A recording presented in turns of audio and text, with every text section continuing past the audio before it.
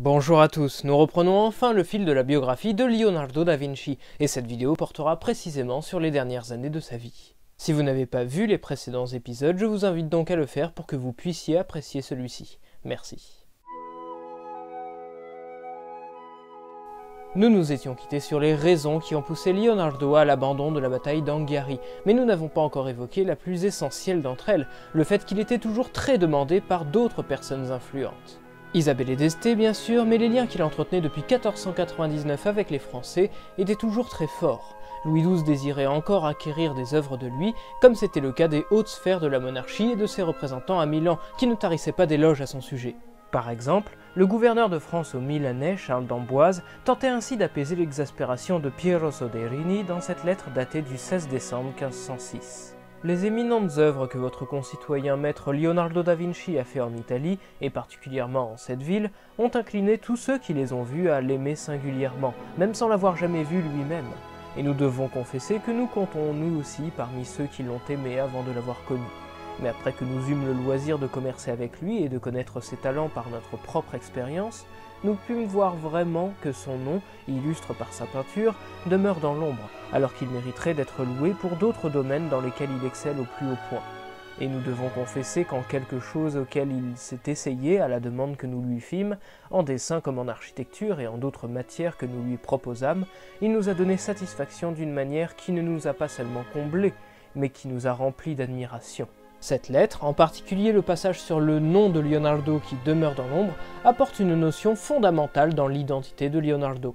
Il se sentait de moins en moins apprécié en Italie et on ne le traitait absolument pas à sa juste valeur. Il s'estime être une personnalité de premier plan et rêve d'une position qui lui permettrait de ne plus continuellement chercher un protecteur pour s'adonner à ses passions.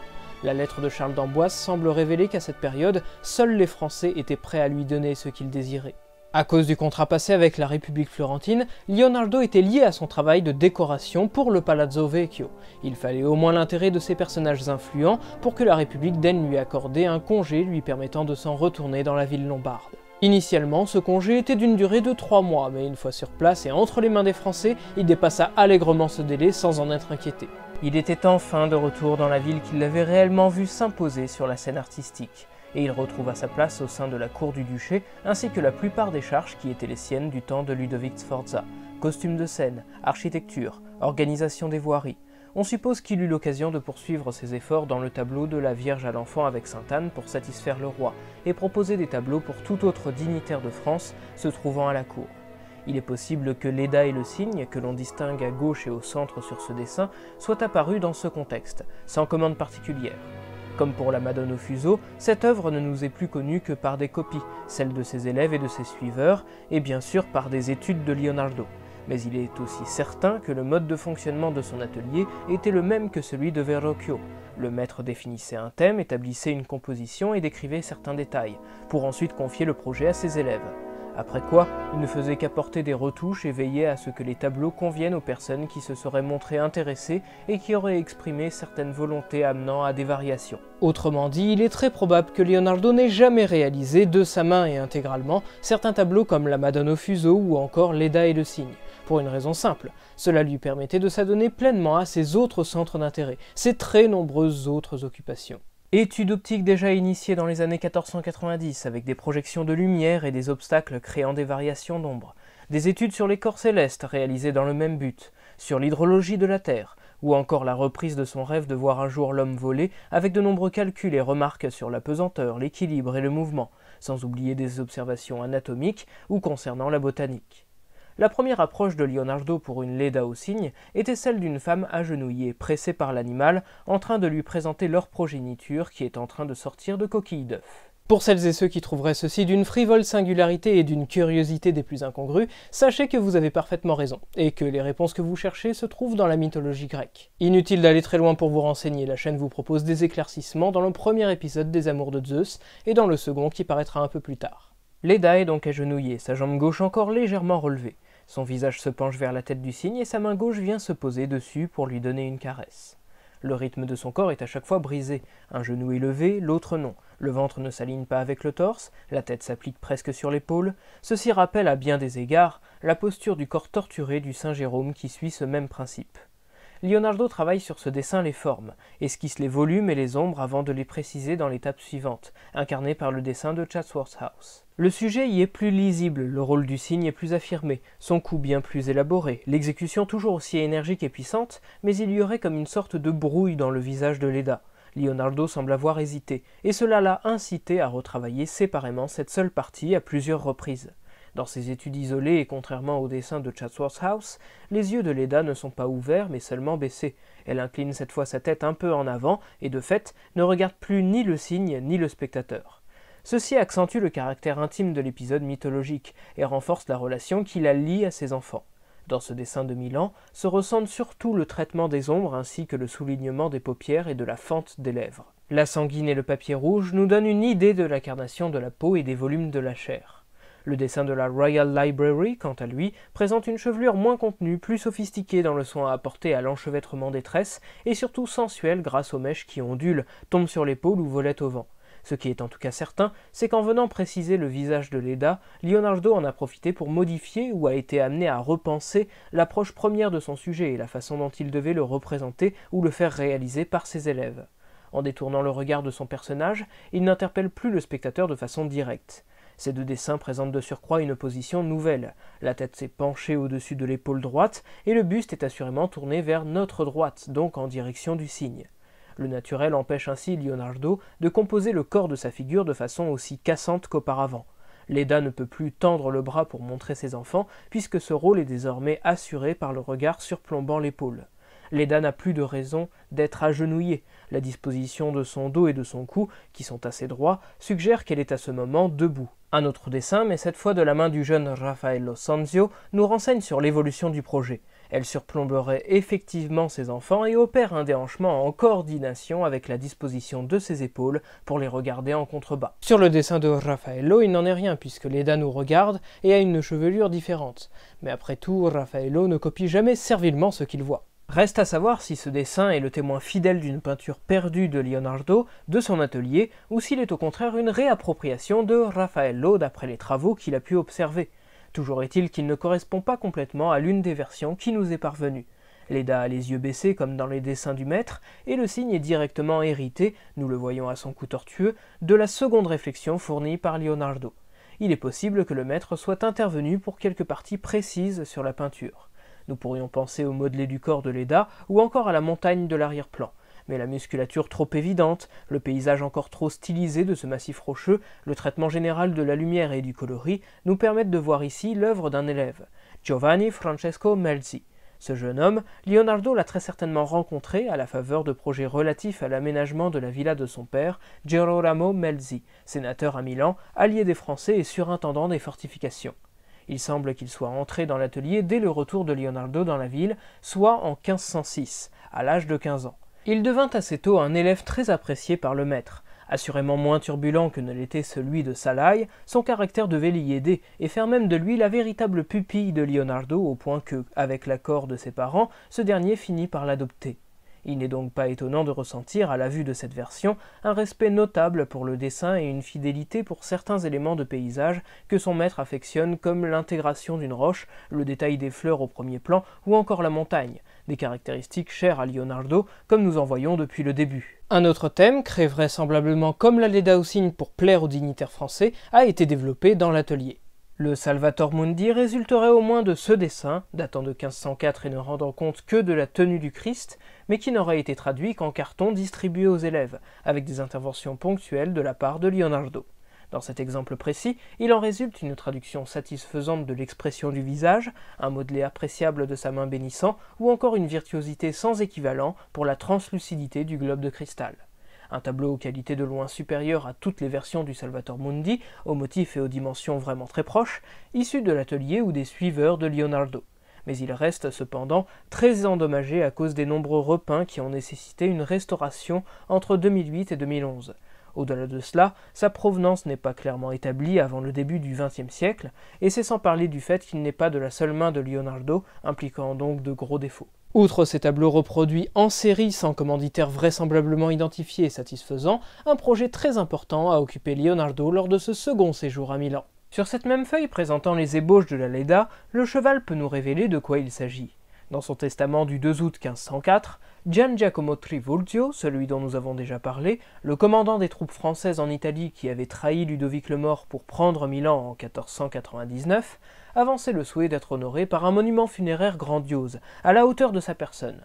En vertu de sa réputation extrêmement avantageuse auprès des Français et de ses antécédents pour le monument équestre de François de Sforza, Leonardo fut choisi pour mener à bien le projet. Nous pouvons naturellement penser que Leonardo était plus que ravi de pouvoir reprendre le projet d'une statue équestre grandiose, lui qui avait dû abandonner celle entreprise auparavant à cause de la Première Guerre d'Italie. Et ce monument, il pouvait à présent le réaliser pour l'ennemi juré de son ancien maître, celui-là même qui avait laissé ses arbalétriers s'entraîner sur son imposante maquette d'argile et l'avait mise en pièces. Mais Leonardo n'est pas rancunier, il voit dans ce projet une nouvelle chance de pouvoir accomplir la vision qui l'animait. C'était une occasion inespérée de ne pas rester sur cet échec et de pouvoir fondre en bronze un monument colossal, susceptible d'être admiré par tous et qui assiérait définitivement sa légende.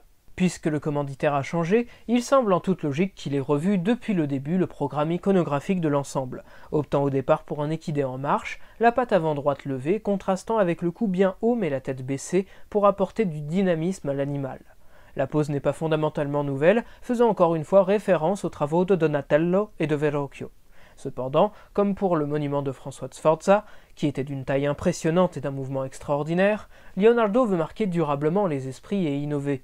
C'est pourquoi il se tourne rapidement vers un cheval qui n'est plus en marche, stabilisant son arrière-train sans doute pour aider à supporter le poids du cavalier qu'il vient tout juste d'ajouter sur cette feuille. Le modèle brandit une lance pour signaler son rôle militaire. Le cheval, lui, lève toujours la patte avant droite afin qu'elle repose sur une sphère, ou tout autre élément qui devient par la suite une aiguière, de laquelle se déverserait de l'eau, ou qui dispenserait symboliquement aux passants les bienfaits des conquêtes de Trivulzio. Toutefois, nous le voyons, l'idée d'un cheval cabré surplombant un ennemi vaincu, que Trivulzio s'apprête à achever avec sa lance, est bien plus séduisante pour le commanditaire comme pour Leonardo. Afin de finaliser cette vision très guerrière, il réfléchit à un socle reposant sur un piédestal beaucoup plus massif que la statue et à l'architecture majestueuse mettant en valeur le tombeau placé en dessous. Dans cet autre dessin, le groupe sculpté se complexifie. D'une part, le soldat à terre n'est plus renversé mais agenouillé, ce qui aide à soutenir le cheval tout en le dressant encore plus sur ses pattes arrière. D'autre part, le monument comprend à présent 4 sculptures, une à chaque angle, représentant des ennemis vaincus sous forme de prisonniers enchaînés à des colonnes, ce qui n'est pas sans rappeler la démarche de Michelangelo, qui réalise au même moment la première phase du chantier pour le tombeau de Jules II. Les nombreuses propositions que Leonardo présente à l'été 1507 sont telles qu'elles font revoir les ambitions de Trivulzio à la hausse, le poussant à remanier son testament dans une seconde version datée du 22 septembre 1507 pour un monument commémoratif beaucoup plus imposant. Mais le commanditaire mit lui-même un terme au projet, encore une fois à cause du contexte militaire. Après avoir été placé sur le Saint-Siège, Jules II s'était appliqué à démanteler l'influence que César Borgia, l'ancien employeur de Leonardo, s'était bâti au nom de son père Alexandre VI. Or, certains seigneurs destitués par Borgia proposèrent leur soumission à la République de Venise si elle récupérait pour eux leur ancien domaine. Ce qu'elle fit. Une fois César Borgia complètement écarté dès 1504, le nouveau pape voulut se faire céder par les Vénitiens les territoires qu'ils avaient récupérés entre-temps. Cependant, ces derniers désiraient en conserver la maîtrise. Jules II proposa alors à l'empereur du Saint-Empire et ancien protecteur de Ludovic Sforza, encore un ancien employeur de Leonardo, d'attaquer la Sérénissime. Cette dernière repoussa victorieusement les troupes impériales, au point que Maximilien fut contraint de signer une trêve. Devant le poids de cet échec, Jules II se servit donc des ambitions de Louis XII, qui voulait à la fois conserver ses possessions en Italie et les étendre. Ainsi, la France entra en guerre contre Venise, forçant Trivulzio à revoir ses priorités et à réallouer le bronze de la statue à la fonte de nouveaux canons. C'est donc une autre guerre qui met encore une fois un terme aux ambitions de Leonardo. On peut dire que le sort s'est acharné. Alors qu'il reste sollicité par les moines de l'église San Francesco Grande qui demandaient l'achèvement de la seconde version de la Vierge au Rocher, la situation politique exigea de Leonardo qu'il suive son véritable mécène et gouverneur de Milan, Charles d'Amboise, sur le front. C'est donc en qualité d'ingénieur qu'il assista à la bataille d'Agnadel, victorieuse pour les Français, qui laissa la Vénétie à la merci d'une invasion. Malgré quelques révoltes de la part de la population, la Ligue de Cambrai, constituée de la France, du Saint-Empire romain germanique, des États pontificaux, du duché de Ferrare et même du Royaume d'Espagne, accomplit sa mission. La République de Venise, presque à bout, entama des négociations avec le pape, mais Louis XII n'eut que faire de ses ambassades et poursuivit sa progression. C'est à ce moment que Jules II estima que la présence des Français en Italie restait une menace majeure. La Ligue de Cambrai fut alors dissoute et remplacée par la Sainte Ligue, rejointe par l'Angleterre. Une coalition qui n'avait d'autre objectif que de débarrasser l'Italie des Français. Le pape se rallia aux Vénitiens qui étaient juste avant ses ennemis, et comme ses forces étaient insuffisantes, il employa des mercenaires suisses. Alors que ces mêmes mercenaires furent soudoyés par Louis XII afin qu'ils ne puissent pas inquiéter l'avancée des troupes, les Français subissent une première défaite en août 1510. La prise de Vicence conforte Jules II qui y voyait le signe d'une victoire proche et se précipita à Bologne, prévoyant d'attaquer le duché de Ferrare. Charles d'Amboise, qui n'était qu'à quelques kilomètres de Bologne, se résolut à ne pas s'en prendre physiquement au pape. Il tomba ensuite malade et mourut à Correggio en février 1511. Leonardo venait de perdre son protecteur et il dut probablement s'en retourner à Milan. Il poursuivit ses études anatomiques, mais cette fois il ne se contenta pas d'observer le corps humain en surface. La justesse de ses descriptions ou encore le détail des os dont il fait preuve dans ses dessins montrent qu'il s'est essayé à la dissection, bravant les interdits religieux très forts à l'époque sur le sujet. Toutefois, cette pratique lui permit assurément d'atteindre une meilleure compréhension des articulations et de la constitution humaine. Il devint plus sensible à l'enchevêtrement des muscles, à la morphologie des corps bien développés ou plus frêles, constatant la fragilité mais aussi la puissance de cette machinerie complexe. Giorgio Vasari nous rapporte qu'il dessinait des écorchés et reproduisait avec le plus grand soin les os, puis situait les nerfs, les revêtait des muscles. D'abord ceux qui tiennent les os, puis ceux qui relient les jointures, et pour finir ceux qui donnent le mouvement. Leonardo s'était lancé depuis longtemps dans la quête du savoir de toute chose, qui n'était pas dénué d'intérêt ou de lien logique avec sa profession. Car ce n'était pas dans le seul but de satisfaire sa curiosité, mais pour parfaire son art et accroître ses connaissances qu'il s'essayait à ce genre d'expérience prohibée. Le savant Gerolamo Cardano justifiait cette approche en 1551. Le peintre doit connaître toute chose, car tout a pour lui de l'intérêt.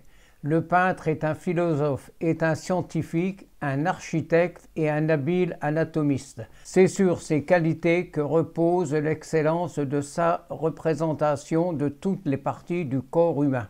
Il n'est donc pas invraisemblable de le voir réfléchir, en bon ingénieur et excellent peintre, à toutes les fonctionnalités que le corps humain offre à voir. C'est en poursuivant cette réflexion et profitant de la mort d'un homme centenaire qu'il se propose de livrer de nombreuses observations sur le réseau des veines, la constitution du cerveau, de la langue, les systèmes d'ouverture et de fermeture de chaque orifice, la bouche, l'urètre, l'analyse de l'appareil génital masculin, l'anus ou encore l'appareil génital féminin.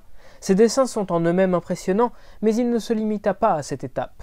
Il fallait qu'il comprenne l'essence même de la vie et le point de départ de chaque être vivant, la naissance. Même si son approche demeure un mélange d'observation, d'imagination, de déduction et de spéculation s'appuyant sur le complément d'organes provenant parfois d'autres espèces animales, ce dessin précis de l'utérus et du fœtus contenu à l'intérieur, de sa position, demeure bouleversant, au point qu'en 1784, le médecin William Hunter écrivit « À ma grande surprise, je constatai que Leonardo avait acquis une connaissance très vaste et très profonde. Lorsque je considère les efforts qu'il a consacrés à chaque partie du corps, la supériorité de son génie universel, ses connaissances approfondies de la mécanique et de l'hydraulique, et le soin qu'il prit à examiner toute chose qu'il dessina, je n'ai pas le moindre doute que Leonardo fut en son temps le plus grand anatomiste du monde. » Alors que Leonardo est occupé à percer les mystères de la nature, à se livrer tout entier dans l'une des plus grandes aspirations de l'humanité, la guerre se poursuit. Le 11 avril 1512, la bataille de Ravenne, si elle est remportée par les Français, contraint cependant ces derniers à une retraite totale à cause des grandes pertes qu'elle a infligées, dont celle du général Gaston de Foix-Nemours, qui causa naturellement un grand désarroi et une désorganisation certaine. La Lombardie est ainsi totalement délaissée, en juin 1512, à l'approche d'une armée de 18 000 mercenaires suisses, que le pape leva une nouvelle fois, Hercule Maximilien Sforza à leur tête, qui reprend pour sa famille la possession du trône ducal à Milan. Conscient que le fils ne lui pardonnerait pas son implication envers les Français, tout comme le père l'avait signifié lors de son bref retour en 1500, Leonardo est lui aussi contraint de quitter la Lombardie le 24 septembre 1513, comme il l'indique dans ses carnets, en compagnie de Salai, de Francesco Melzi, qu'il cite en premier, ainsi qu'avec 2 autres élèves. Il semble s'être arrêté en chemin et avoir logé dans la Villa Melzi à Vabrio d'Adda. qui existe toujours pour y entreprendre des études d'aménagement, des projets d'agrandissement de la propriété, dont il était question lors de l'entrée de Francesco dans l'atelier, qui n'ont cependant pas été menés. Après cette brève escale, appuyée par quelques dessins de la vallée, Leonardo poursuit jusqu'à Florence où la situation politique avait elle aussi bien changé. Avec le soutien du pape qui voulait affaiblir les Français en attaquant leurs alliés, dont faisait partie la République florentine, les Médicis, exilés depuis que Pierre l'Infortuné a fait ouvrir les portes de la ville devant Charles VIII, sont de retour derrière ses murs le 4 septembre 1512. Le cardinal Giovanni de' Medici, second fils de Laurent le Magnifique, en est le nouveau seigneur et a fait exiler le gonfalonier Piero Soderini. Mais il ne reste pas longtemps à ce poste car, après la mort de Jules II qui survint le 21 février 1513, il est à son tour élu pape le 11 mars 1513 et prit le nom de Léon X. Les Médicis, autrefois de simples banquiers, sont parvenus à installer l'un des leurs sur le Saint-Siège. Ceci était de bon augure pour les artistes, un membre de cette famille d'illustres mécènes sur le trône de Saint-Pierre, qui plus est le fils de Laurent le Magnifique, ne pouvait que leur être favorable et inaugurer de grandes promesses, entre nouvelles commandes, réorganisation urbaine et fouilles des vestiges antiques. La ville de Rome était déjà en pleine ébullition artistique et allait le rester. Leonardo entreprit de s'attirer le soutien du nouveau seigneur de Florence, Giuliano II de' Medici, dernier fils du Magnifique et frère du pape, conscient que cette parenté l'amènerait nécessairement à séjourner de temps à autre dans Rome. À la suite de son nouveau mécène, Leonardo foula ainsi le sol de la ville éternelle. Enfin, il va pouvoir briller et prendre sa revanche. Au début de sa carrière, il se voyait en effet parmi les artistes conviés pour réaliser le premier décor de la Cappella Sistina. Mais sa jeunesse, la méfiance de Laurent de Médicis ou encore son manque d'érudition dans le sens savant du terme en avaient décidé autrement. Vous le pressentez, ce séjour ne s'est pas non plus passé comme il l'aurait souhaité. Tout d'abord, son concurrent Michelangelo Buonarroti est revenu à Rome en 1508. Il est déjà l'auteur de plusieurs coups d'éclat qui lui valurent la préférence de Jules II dans l'attribution d'un projet funéraire colossal. Mais à son arrivée, il s'est apparemment heurté à la rivalité de Donato Bramante, qui aurait suggéré au souverain pontife de lui confier une tâche que l'architecte pensait impossible. C'est ainsi que Michelangelo signa, le 8 mai 1508, un contrat pour le gigantesque chantier de la décoration de la voûte de la Cappella Sistina, qui, comme nous le savons aujourd'hui, a acquis une immense renommée. Loin de l'avoir desservi comme Bramante s'y attendait, cette entreprise titanesque et ce résultat inattendu mais inouï lui apporta un succès considérable. Michelangelo est au sommet de sa gloire.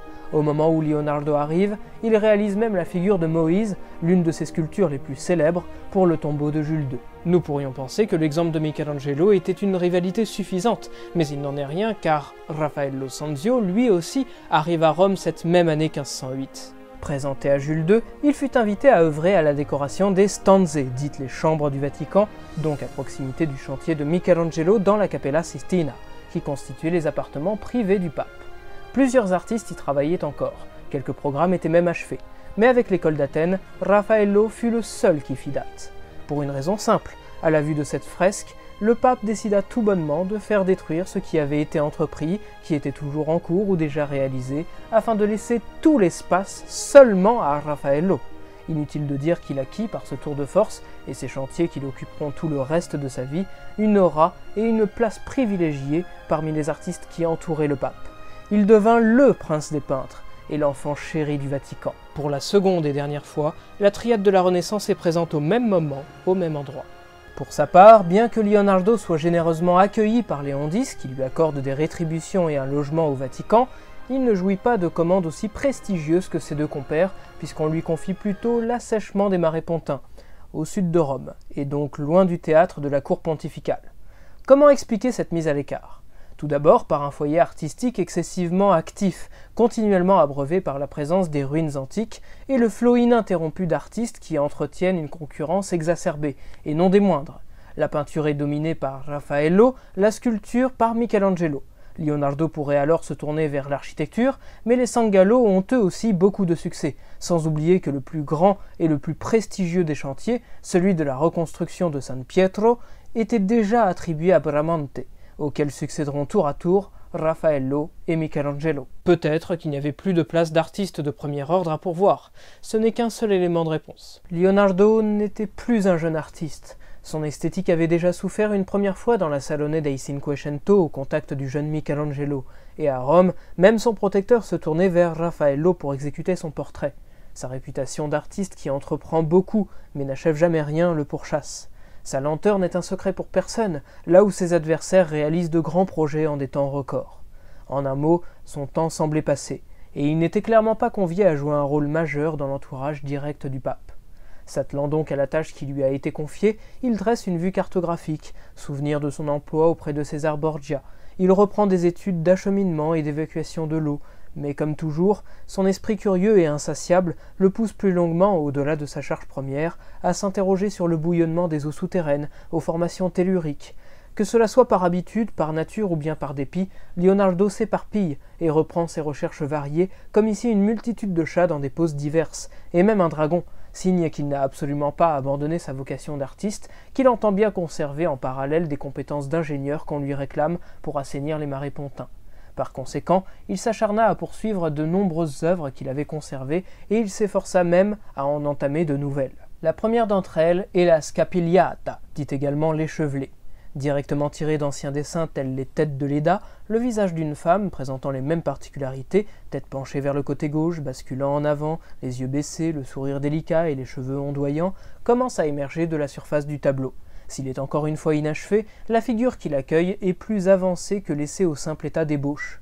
Mais le dessin sous-jacent n'est pas non plus entièrement fixé. La chevelure est sommairement rendue, tout comme le sont la délimitation du crâne et le contour de l'épaule. Leonardo a surtout traité l'essentiel des modelés, ceux du faciès et du cou, en établissant les zones sombres et claires. Cela paraît peu, mais le soin qu'il apporte à ces détails, notamment dans le pincement des lèvres, suffisent presque à faire de ce tableau une œuvre volontairement inachevée. Toutefois, c'est peu plausible. Dans une lettre qu'il adresse à Giuliano II de Medici, il écrit « Je me suis tant réjoui du rétablissement de votre santé, illustrissime Seigneur, que ma maladie m'a presque quitté. Mais je déplore vivement de n'avoir pu répondre tout à fait au désir de votre Excellence, toute la cause en étant la malignité de cet escroc allemand, pour qui pourtant j'ai fait tout ce qui me semblait devoir lui faire plaisir. » Il y a plusieurs informations importantes à relever. Pour commencer, Leonardo se plaint des difficultés qu'il éprouve au contact d'un artiste allemand qui séjourne lui aussi au Vatican. Ce voisin se montre bruyant, il allait par exemple tirer des oiseaux jusqu'au soir depuis les remparts. Lui, qui se disperse facilement, n'a pas besoin d'être dérangé dans ses travaux par ce genre d'idiotie tapageuse. Ensuite, bien qu'il affirme que cela n'est dû qu'aux turbulences de cet escroc, il s'avoue lui-même malade dans la première phrase. Il est très probable que l'insalubrité des marais, dans lesquels il se rend souvent pour ses études, ait joué un rôle dans cette affaire. Plusieurs auteurs ont aussi souligné que cette maladie était la première que Leonardo nous signalait. Il est probable que sa bonne constitution se soit effectivement affaiblie, voire effondrée avec l'âge, à cette occasion. La dernière information se situe dans cette même phrase. Son protecteur, qui sortait à peine d'une période de convalescence, semblait lui aussi disposer d'une santé fragile. Nous y reviendrons. Rien ne nous indique cependant que la Scapigliata soit une commande de son fait, puisque l'artiste ne prend pas la peine de nous préciser ce que sont ces fameux désirs. Mais nous pouvons partir de ce postulat en sachant qu'il n'était pas le plus demandé des artistes du moment, présent à Rome, et qu'il avait déjà reçu de la papauté un chantier conséquent. Aucunement artistique, mais conséquent. Ceci prouve que Leonardo était peut-être plus vu, ou en tout cas apprécié, comme un ingénieur. C'est ce qui a certainement motivé le commencement d'une seconde œuvre lors de ce séjour, le Saint Jean-Baptiste. Salaï pose dans ce fameux dessin des années 1513-1514.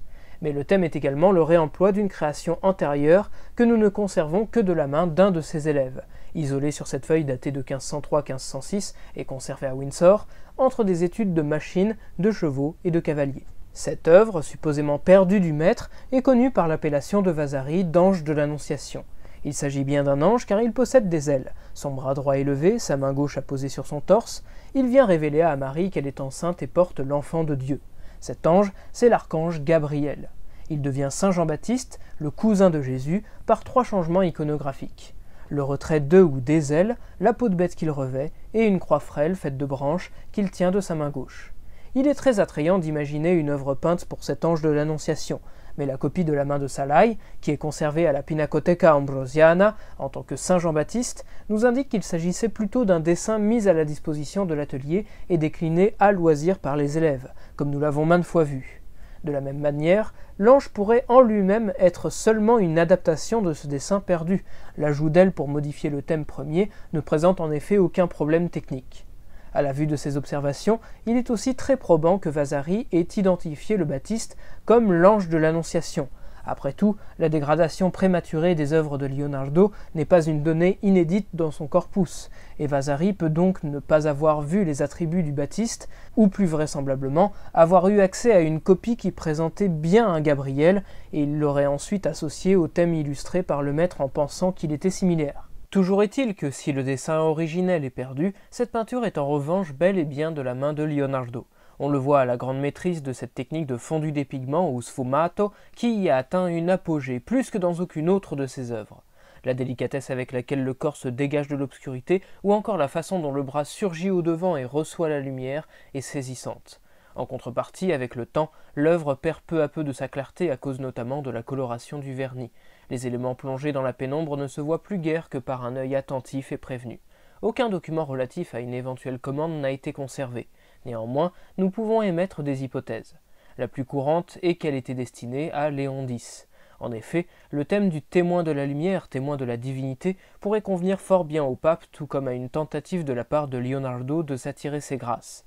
Ainsi, le Saint Jean-Baptiste paraît être son dernier acte pour tenter d'attirer l'attention sur lui. Mais la mort de son protecteur, Giuliano II de Medici, qui survint en 1516, met un terme à ses projets. C'est à ce moment qu'il jugea amer « Les Médicis m'ont créé, les Médicis m'ont détruit ». Dans ces conditions, il jugea qu'il n'avait aucune raison de rester s'en retournant à Florence. C'est à ce moment que se manifeste un acteur très important de la vie de Leonardo. Après de multiples tentatives pour concevoir un héritier valable pour le trône de France avec Anne de Bretagne et la mort d'un énième enfant en 1512, Louis XII se résout à traiter comme son successeur le comte d'Angoulême qu'il fit duc de Valois en 1499, François d'Orléans, un rôle que ce dernier doit assumer à partir du 25 janvier 1515 sous le nom de François Ier. Dès le début de son règne, ce jeune monarque estime que, étant petit-fils de Valentina Visconti comme son prédécesseur, le duché du Milanais lui revient de droit. Mais son ambition n'est pas seulement personnelle, il compte reprendre ce territoire perdu en effet quelques années plus tôt. Traversant donc les Alpes à la tête de ses troupes, par un endroit où on ne l'attendait pas et avec une grande rapidité, la bataille de Marignan, les 13 et 14 septembre 1515, est un triomphe. Dès la victoire, on l'honore jusqu'à éclipser l'aide apportée par les alliés vénitiens des Français dans les récits. Il est ainsi auréolé d'une gloire qui ne le quittera jamais. Cela se ressent dans l'enseignement. Un petit exemple, 1515. Je sais que vous avez complété chez vous, et si ce n'est pas le cas, normalement c'est un réflexe. Mais rassurez-vous, il n'est jamais trop tard pour s'inquiéter.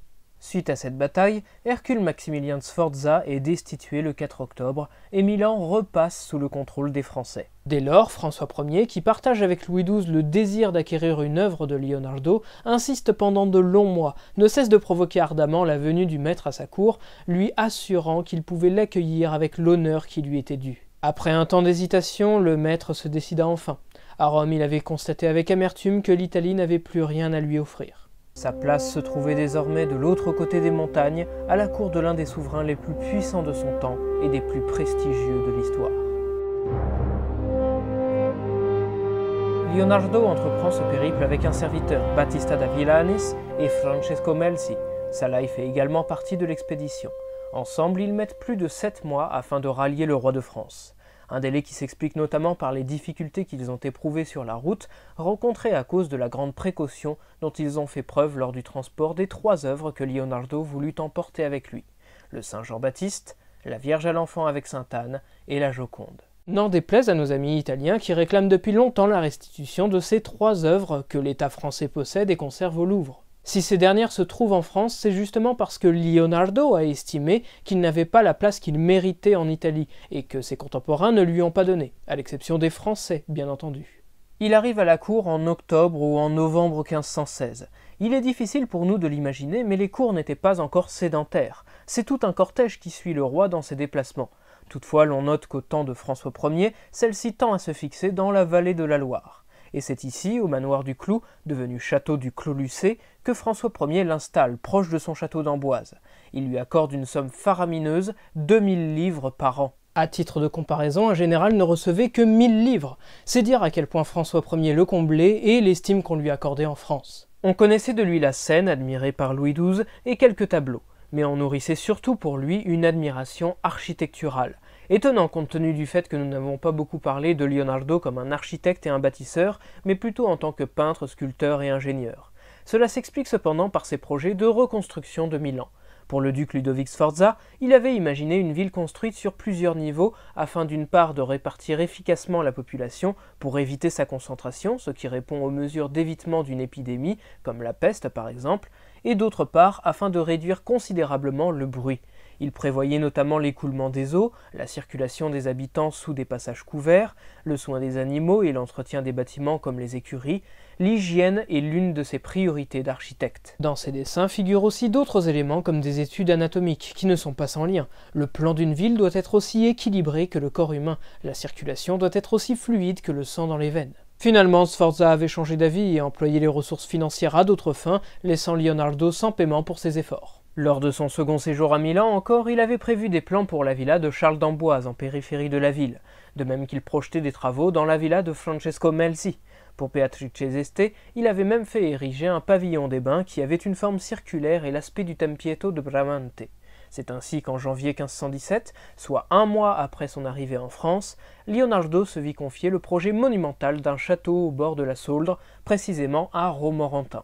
Il se rend sur place à partir du château de Louise de Savoie et dresse quelques dessins. On considère généralement ces études comme des élaborations utopistes destinées à flatter l'ego de François Ier, mais il s'est avéré que des réalisations ont bien été menées concernant cette entreprise. Il est allé précisément jusqu'à la préparation des travaux. Mais cela sous-entend le terrassement du terrain pour acheminer les machines, le tracé de certaines rues qui ont été pavées, la prévision d'une route vers Orléans, un canal reliant le Cher malgré les 40 mètres de dénivelé, et même la déviation de la Sauldre. Tout était pensé pour faire de Romorantin la capitale du royaume. C'était une ville qui devait être autosuffisante. Production de boissons, moulins fournissant textiles et farines. Les maisons suivaient la mode de l'époque, mais étaient conçues en préfabriqué pour accélérer leur édification.